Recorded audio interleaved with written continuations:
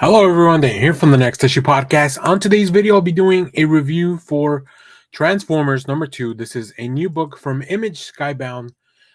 We continue with the hit series. So let's take a look at the creative team here. This book is written and drawn by Daniel Warren Johnson, Mike Spicer on colors, Russ Wooton on letters, and a whole plethora of fantastic covers by a great stellar team. You'll see some of those at the end of the video, so stay tuned for that. Um, First of all, let's talk about the cover first before I get into the actual issue. I love this cover.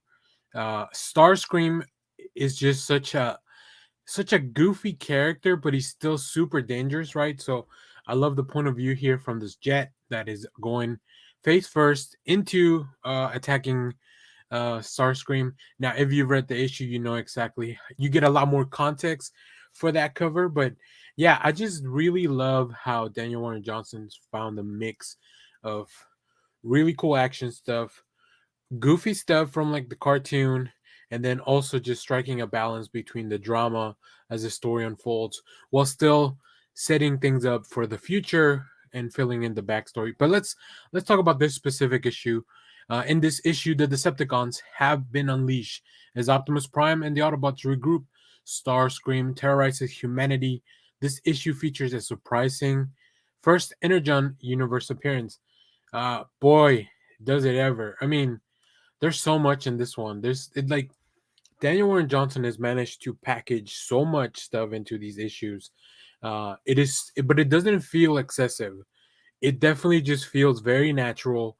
The world building is just great because it relies on both a little bit of your previous knowledge, a little bit of maybe there's some things you weren't know or you didn't know about the Transformers universe, about this Energon universe, but it's all building to a new thing, which is great because if you had never read a Transformers book before this, or never seen a film or the cartoon or anything, this is still a perfect entry point. So the more you know and the more you're in this universe, the more levels of enjoyment and little Easter eggs and things you're gonna like.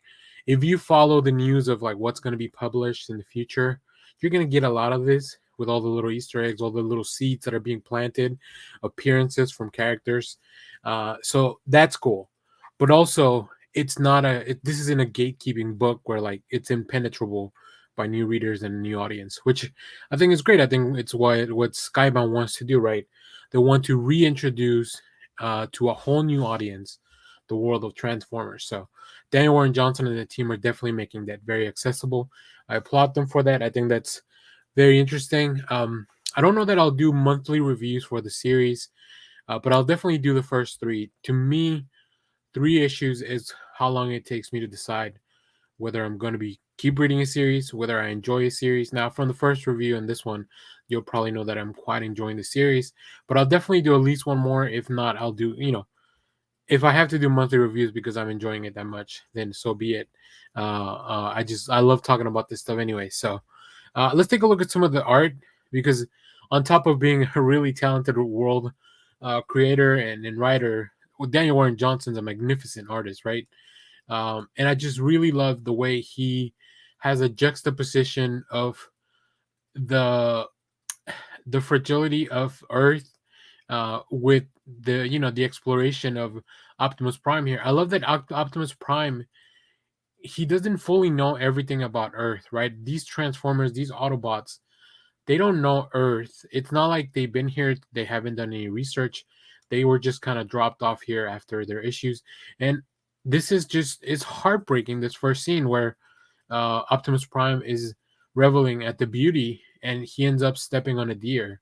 And him and Spike have a little bit of a conversation here about the fragility of Earth, how different it is from Cybertron and the world that Optimus knows, but also how similar it is, how they care about similar things, including family and friends. And it's just all done in a beautiful way. I love the pacing of these small panels where they give you a little bit of Spike's mindset when he's talking to Optimus Prime. Also, I love the comparison and slices in this panel right here, where they're just both sitting on the rock, so you can really tell the difference.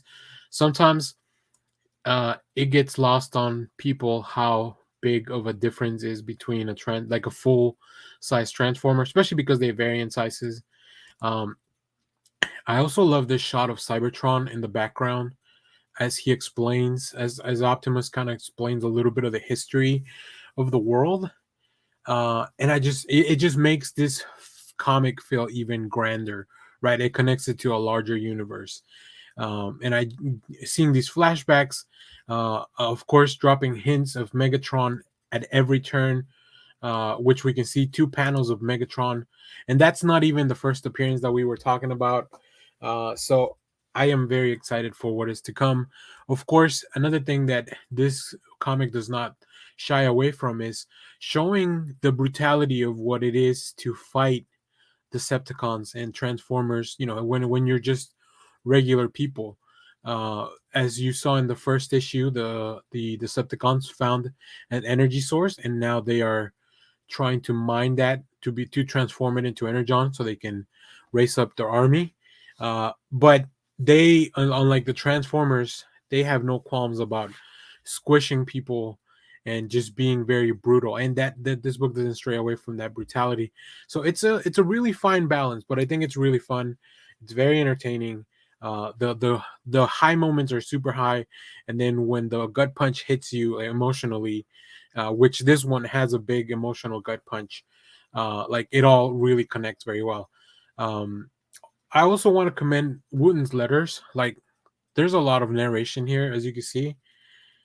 Boy, does it look great. I love the font that they use, how different it is from the humans. I also love that the human font is not just like a regular comic book font. It almost feels very casual, right? Because Spike is a younger person, so it almost feels very casual. But yeah, I just really love that juxtaposition of fonts too between the Transformers and the humans. So really cool stuff. Very excited for the future of this series. Very excited for the things that they're planting on here. You get a little bit of a preview for a thing at the end of this book, so stay tuned for that. Not in the video, but at the end of the actual issue, you'll get to see a little preview of something else to come in the Energon Universe. So yeah, Image Skybound has really been just killing it, reintroducing this world. And then some of the variant covers may give you a little bit more of a hint of what's to come. So stay tuned at the end of the video for that. So, all that being said, great comic. Make sure to pick it up. I ended up getting two variants, which I really love. You can follow me on socials if you want to see those. As always, stay tuned. We have more comic reviews, trailer reactions, TV recaps, all that fun stuff in the channel. Thanks for watching, everyone.